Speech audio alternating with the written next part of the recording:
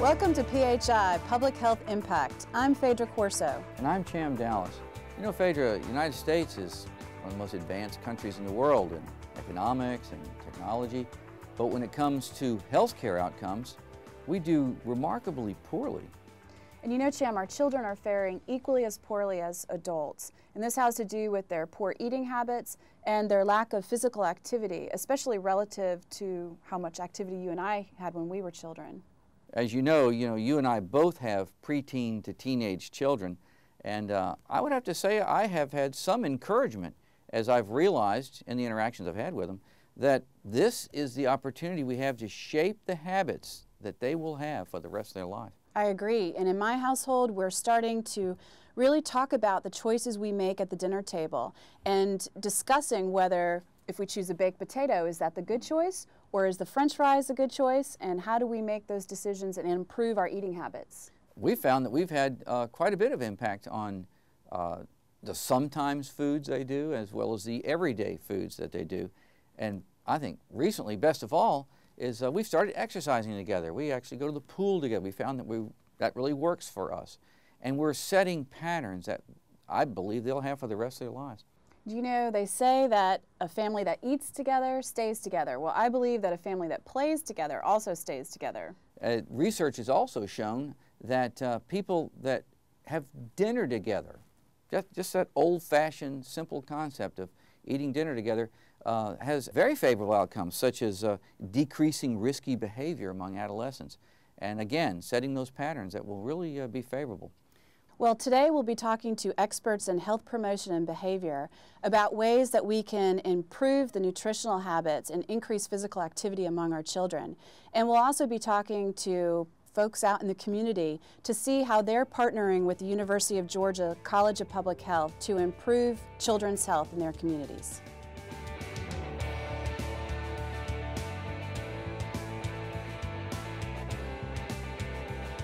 We're now being joined by Marcia Davis from the Department of Health Promotion and Behavior. She's also an Assistant Dean for Assessment in the College of Public Health.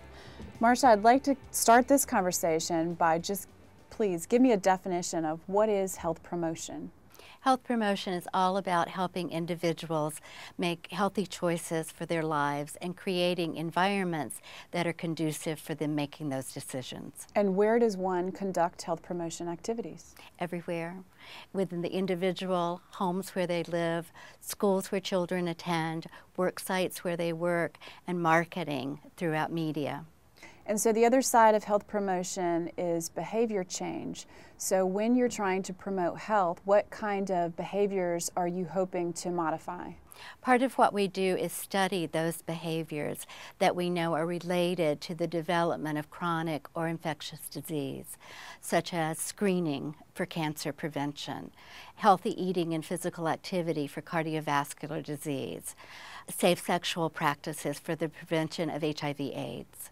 Well, those changes in behavior sound great, but we all know that really modifying behavior is not that easy to do. So what kind of approaches do you take for changing behavior? It is difficult. A lot of people think it's just related to individual choice, and that's part of it. An individual needs to have a set of skills to change behavior. They need to have self-confidence to change behaviors, but they also need to be supported by the environments in which they live to be able to make those healthy choices. And because today's show we're focusing on children and child health, I'm very interested to know, is it the same approach for modifying behaviors with children as you take with adults? We use the same ideas, but it's much more difficult to change behaviors in adults than children because patterns in adulthood are already set. With children, it's growing. So once you have a behavior in childhood, it carries over to adult. So our time of opportunity to change is in childhood. And in fact, children can become health messengers to help change the behaviors of the adults in their lives. One of the things that I really like about the field of health promotion and behavior is how much there's a focus on prevention. So unlike some of the other shows that we've had where there's a focus on clinical science, maybe on the treatment side, what we talk about in health promotion and behavior is really prevention. Yes, because health is not the mere absence of disease. It's being able to live your life to the fullest with happiness and good health. Well, I know you and I will be talking again later in the show, but in the next segment we'll be talking about how communities and the University of Georgia can partner to improve population level health.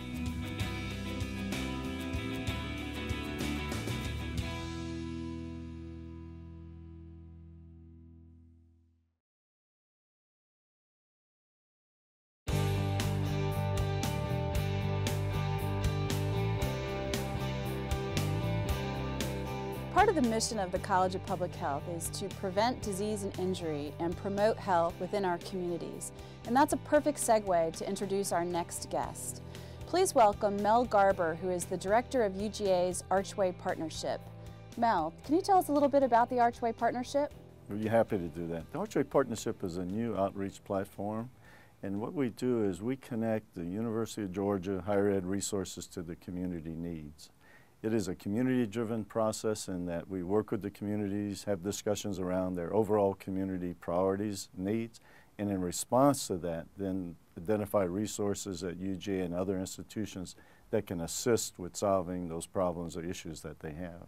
And who in the community is responsible for identifying the needs that they might have? What we try to do, Phaedra, is pull together the broadest collection we can of community leaders to ensure that it's a community-wide discussion. And these typically include the Board of Commissions, city or cities, the health, whether it be hospital or public health facility, Board of Ed, Chamber of Commerce, Development Authority, and others. But again, the objective is to get a broad base of community leaders having a dialogue, not about their individual entities that they represent, but about the community needs at large.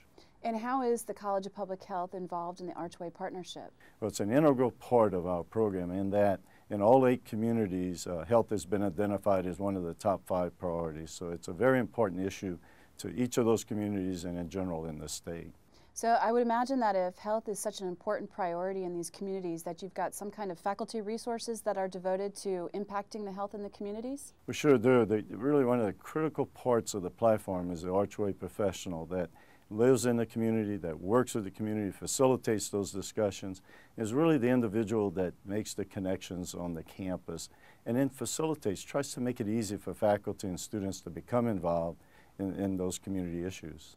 And I know in the Department of Health Promotion and Behavior, we have an Archway professional that's dedicated towards health. Can you tell me a little bit about what she's doing? Sure. In that case, we have in one community, we have what we call the Archway Public Health Professional, Laura Bland, in Washington County, and what she has done is gone in and organized a healthcare community at large and had the same type of discussion, except in that case specifically around health.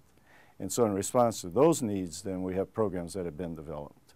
Thank you, Mel. You've given us a great example of how the College of Public Health can connect to communities through service and outreach to improve population level health.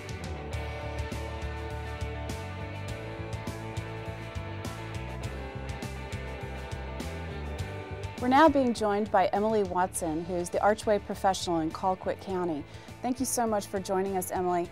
Can you tell us what your role is in the partnership? Sure, I'm the Archway professional for Colquitt County, and basically I'm a link between the community as a whole and the University of Georgia. I work with a local committee to identify local challenges and then try to find resources at UGA or another higher ed institution that can offer support. Well, to be honest, I really don't even know where Colquitt County is, so can you tell me a little bit about your location and your demographics of your community?